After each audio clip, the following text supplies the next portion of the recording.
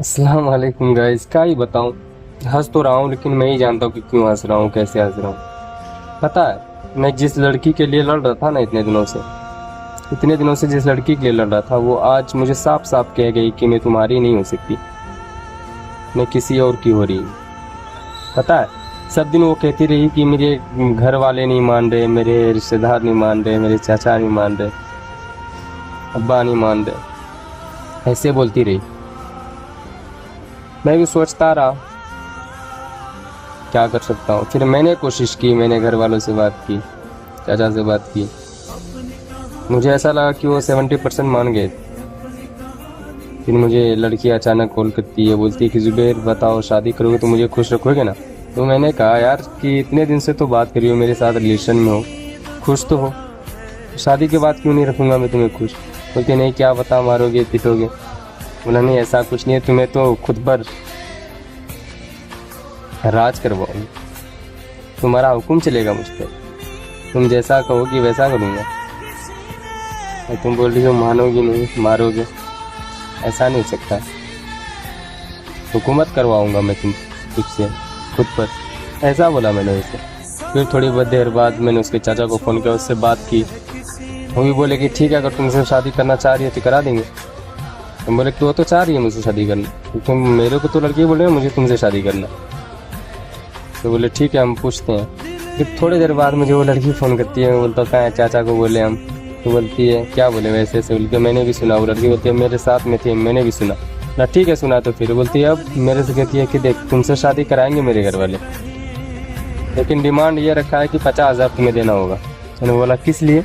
तो बोला एडमिशन कराने की। कैसा एडमिशन, कि उनकी पढ़ाई इसलिए ग्रेजुएशन करेगी शायद वो।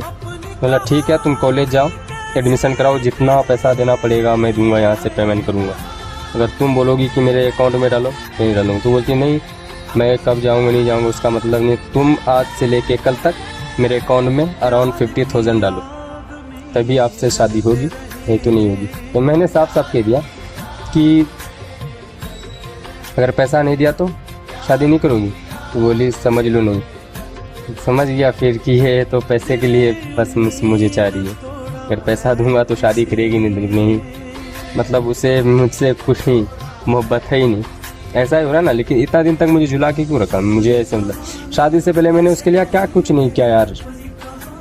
पहले जब जो चाहिए था वो चीज़ दिया मैंने उसे, जब जो चाहिए वो चीज़ दिया, ऐसा नहीं दिया। लेकिन अब वो ये बात कैसे बोल रही है कि मुझे शादी के बाद नहीं दोगी, नहीं मानोगी। और मुझे क्या बोलते पता, अगर अभी तुम 50,000 नहीं दे सकते तो शादी के बाद कैसे दोगी, ऐसे बोलती है। तो पता ये बात कब बोली, मैं जब लंच कर रहा था दोपहर में, आफ्टरनून टाइम में, तो मेरे सेठ के सामने मेरे सेठ बोलने लगे कि जुबैर तुमने इसी लड़की के लिए तो मेरी बेटी को, इसी लड़की के लिए ना मेरी बेटी को ठुकराई।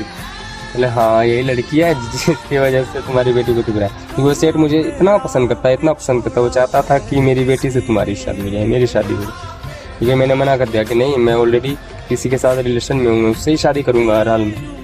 तो बोले कि अब क्या हो गया, क्या बोल रही है, ऐसे ऐसे बात है।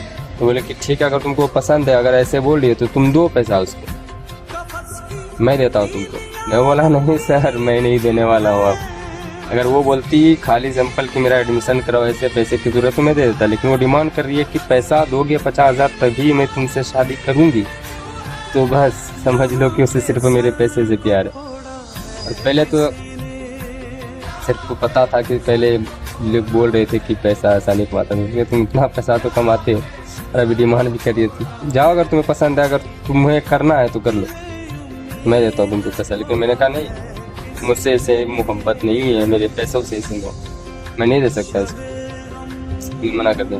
फिर वो बोलने लगे सेठ मेरा क्या फिर मेरी बेटी से शादी करोगे। मैंने बोला नहीं, ये नहीं तो कोई नहीं, मैंने साफ साफ कह दिया। फिर बोले ऐसे रह लोगे। बोला हाँ मैं यही रहूँगा और ऐसे ही रह लूँगा, इसके बिना शादी किए। वो हिम्मत है मेरे अंदर, ऐसी बात है यार। अब मुझे ये समझ में आया कि अगर मुझे करना क्या चाहिए। ऐसा नहीं कि मेरे पास पैसा नहीं है, पैसा है, लेकिन उसे देना चाहिए या नहीं, आप लोग ज़रूर बताना। और बाकी ये हंसी तो झूठी है मेरे दोस्त, क्या ये बताएं।